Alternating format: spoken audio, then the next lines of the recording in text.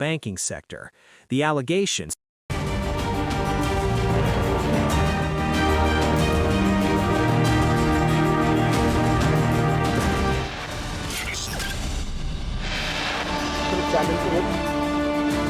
Delhi High Court seeks a DGCA response on plea to resume FDTL.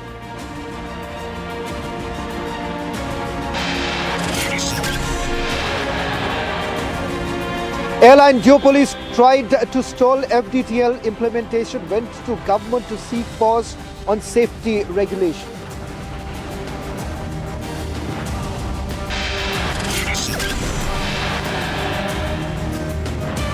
CCTV footage shows the moment Ajit Pawar's plane crashed, burst into flames.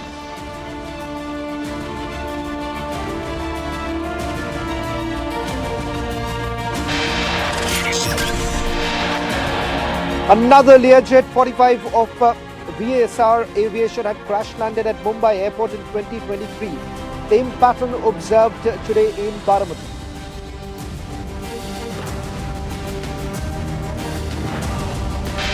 And will you ground them for now? I don't know. Why should I ground them? They're all fit aircraft. Why should I ground them? Okay. Then that's not my decision. Okay. The Learjet worldwide is a very, very dependable aircraft.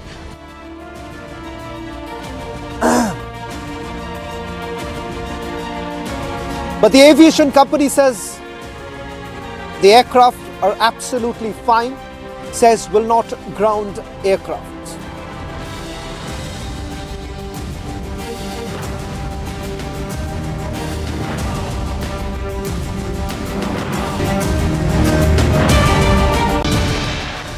Hello and welcome, you're watching This is Exclusive with me, Shavan Sen. Our top focus is on how the duopoly in the airline industry is essentially blocking the FDTL norms. Tonight on This is Exclusive, I come to you with an exclusive element as to what exactly is the real story. Who exactly is lobbying on behalf of the airlines, and why is it that the airlines do not want the FDTL norms to come into effect?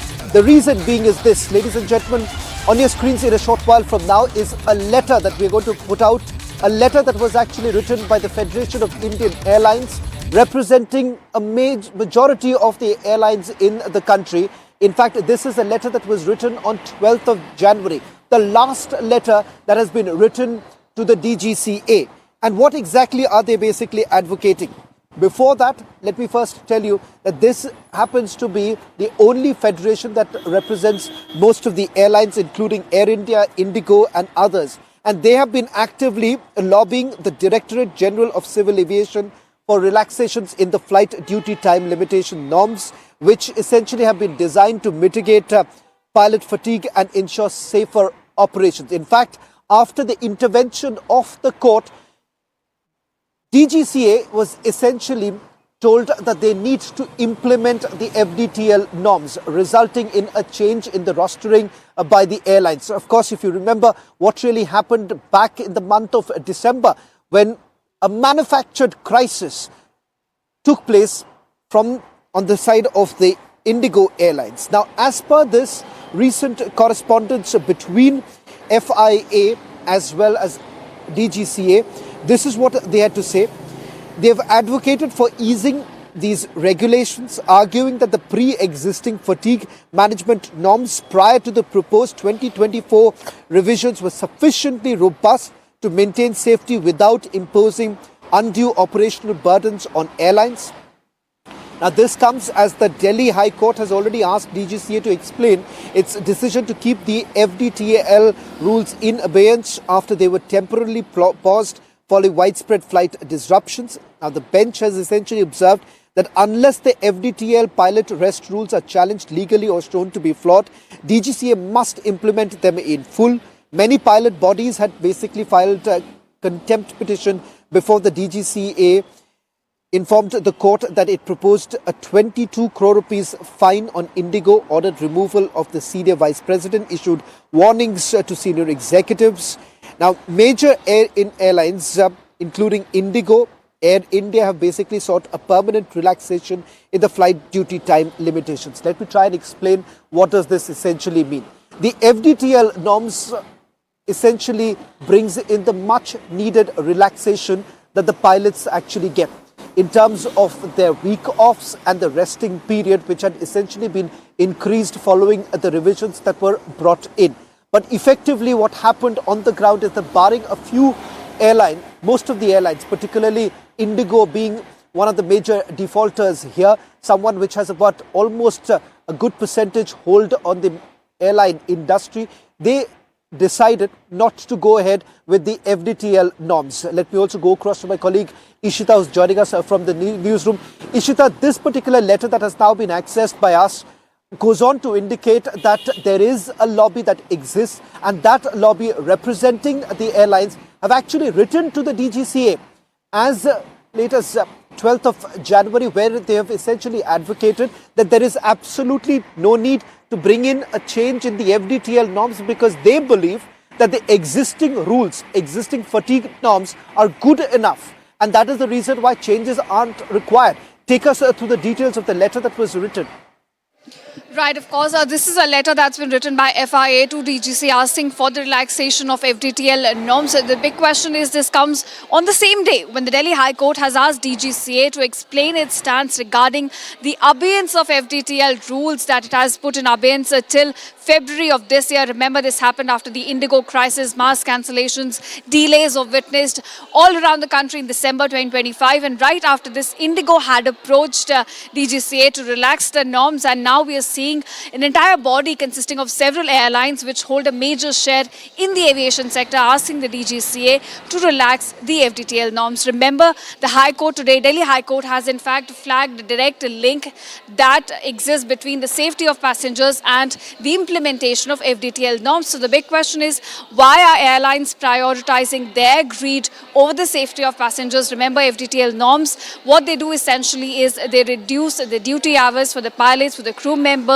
They increase the resting time, they reduce the night landings while giving them the rest that they need to ensure that fatigue is not, acted as an operational hazard. So the big question is, why are airlines now approaching the DGCA, pressurizing the body, blackmailing it essentially because they hold a dominant share in the aviation sector to relax these norms? Ishita, I'll just request you to also read paragraph number 3, where they're essentially talking about their major findings, where they have highlighted the fact that the existing rules, the existing fatigue norms are basically good enough and perhaps no change is essentially required. Now, that is a recommendation that they have given.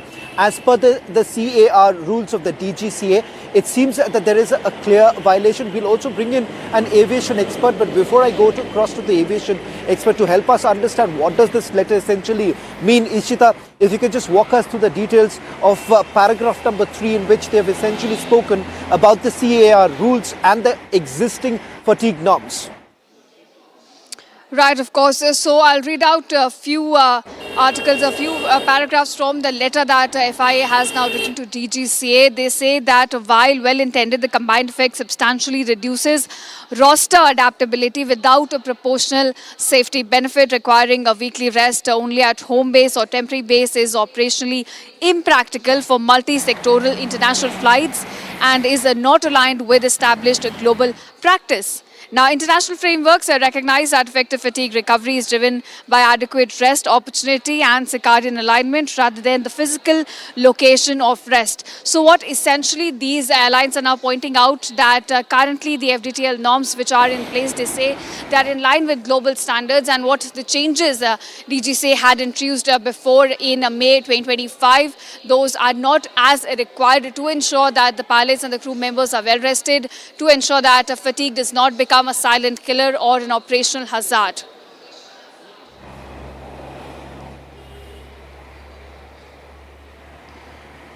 Well, Ishita, I'll just request you to stay on with us. Ms. Vandana is joining us on this broadcast. Ms. Vandana, we've accessed this letter. This letter has been written by the Federation of Indian Airlines, which we understand represents majority of the airlines. It turns out that full-fledged lobbying on behalf of the airlines has been done. We're trying to reach out to the Federation for their official response on this. But what do you really make of it? Because it seems that the duopoly has basically come together, putting ample amount of pressure on the ministry as well as the DGCA so that the FDTL norms are not rolled out? First of all, this is extremely unfortunate. This should not be happening. This is utter nonsense. We have to follow the international standards. We have to follow the standards that have been set. As we all know, the airlines have had more than 2 years to comply with these norms, to comply with the FDTL regulations, and a pilot fatigue globally is being addressed. And why is it that in our country, a duopoly, especially here, is trying to sort of arm twist the government again and again? And why is it that the government is complying? So this is a big question mark. This is a real time, requirement that the rest stars are given, that the rostering is made in such a way that the pilots have adequate rest, and fatigue is definitely a major concern all over the world and also in India. Why these airlines are coming up with this letter, actually, as I said, this is utter nonsense, and the High Court has to take a call, or the Supreme Court, the judiciary. If I may ask you, has to because take a you are call from the and industry. Yes. Ms. Vandana, sorry to What's your interrupt you. I question? want a clarification from your side, because you would be in a better position. You would be in a better position to explain this. As I understand, the Federation of Indian Airlines essentially represents informally most of these airlines. In fact, they've written in their letter that they are representing Air India, IndiGo. So should we basically understand, would it be right to say that to counter the Pilots Association, you have the FIA coming together with the airlines and putting pressure on the DGCA so that the FDTL norms are not taken forward?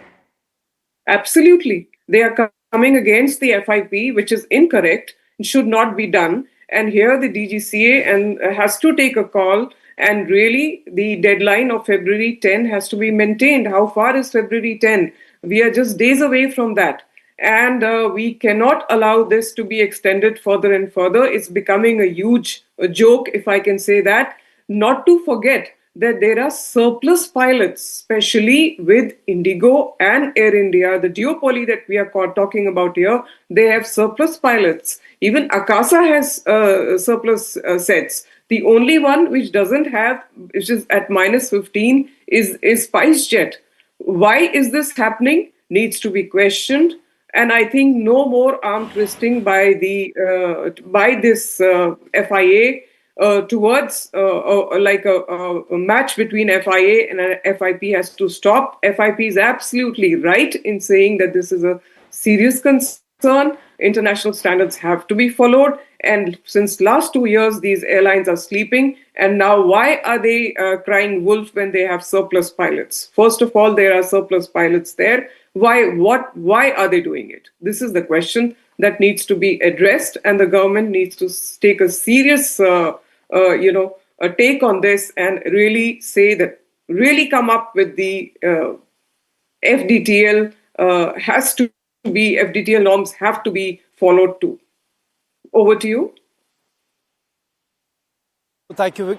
Thank you very much, Ms. Vandana, for joining us on this broadcast. A quick recap of the big story that we are tracking at this hour. A letter that has been written by the Federation of Indian Airlines representing major airlines in the country. A letter that was written to the DGCA, the regulatory body, on 12th of January. The last one, they basically advocated that the FDTL norms need not be relaxed, and this perhaps is enough as far as operations are concerned. So is it that the Federation is now batting for the airlines so that there is pressure put on DGCA and the FDTL norms are not effectively put in place?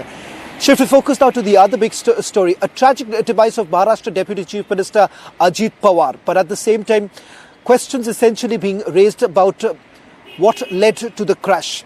In fact, some details basically emerging from the investigation, the preliminary investigation that has been carried out by the DGCA.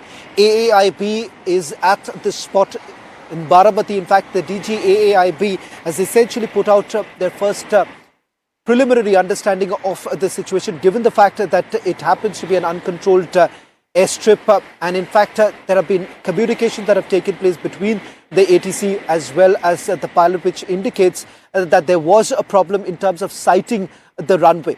Questions are now being raised about the very company that was owning this chartered aircraft and whether at all it was airworthy to begin with.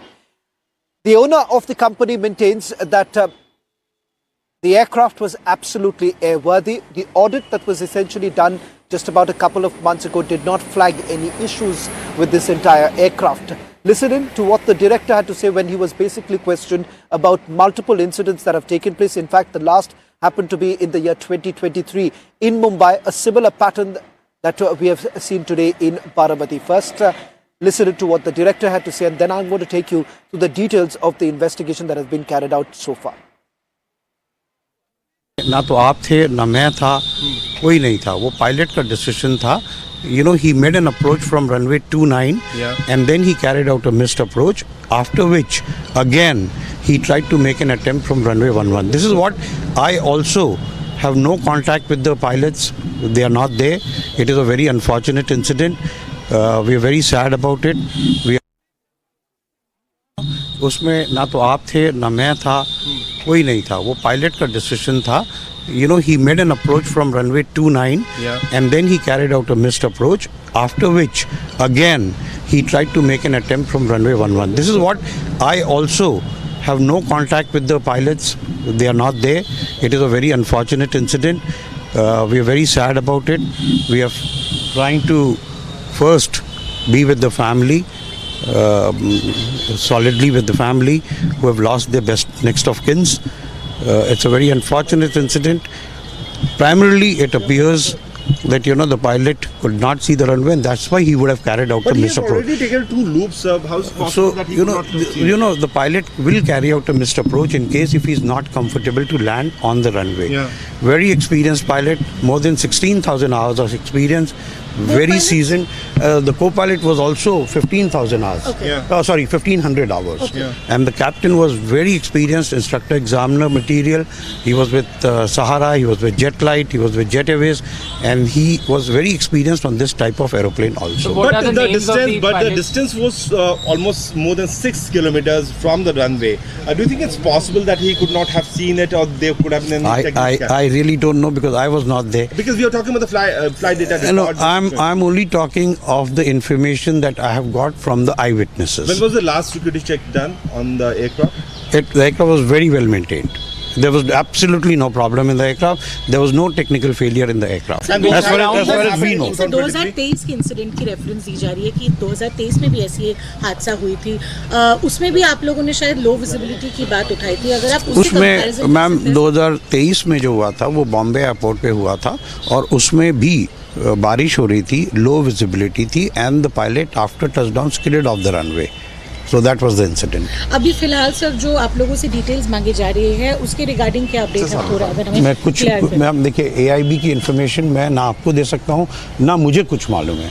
You know, the DGCA is doing their work, so please give us some time to handle first the families who have lost their lives, handle the DGCA, and then we'll get back. Sir, how many Learjet 45s do you have? We have 7.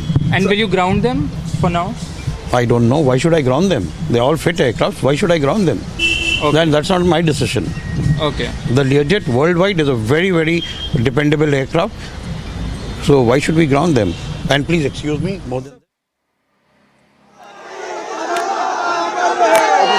Right now, these are the images coming in from Baramati, where the mortal remains of Deputy Chief Minister of Maharashtra, Ajit Pawar, is now being taken out from the hospital. In fact, the last rites would be conducted in his home constituency of Baramati, where Prime Minister as well as Union Home Minister would be present. A short while back, Ajit Pawar's family members, including cousin Supriya Sule and wife Sunitra Pawar, had reached. In fact, Sharad Pawar has made it very clear that not to do politics over the tragic death of his nephew Ajit Pawar. This comes after Chief Minister of West Bengal, Mamata Banerjee, had basically indicated that there could be some sort of a conspiracy, and she had basically called in for a Supreme Court monitored investigation to be carried out, and also perhaps going ahead alleging that this was basically done because he was he had indicated that he could leave the alliance, the alliance of Mahayuti. Now, after that, Sharad Pawar himself, a short while back, has now put out a statement that there is absolutely no need to do politics over this entire matter.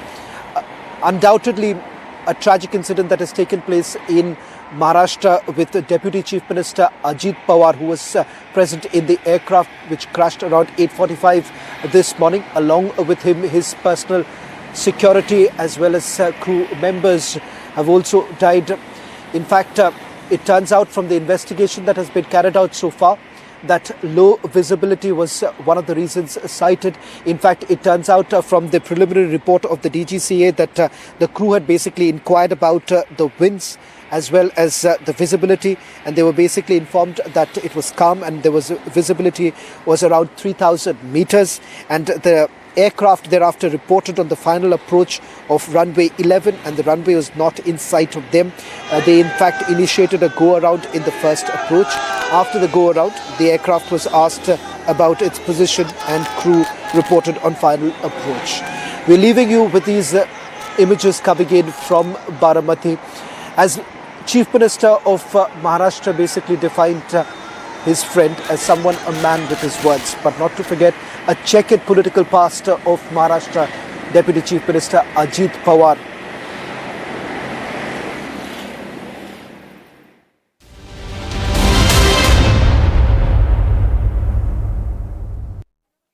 Co-powered by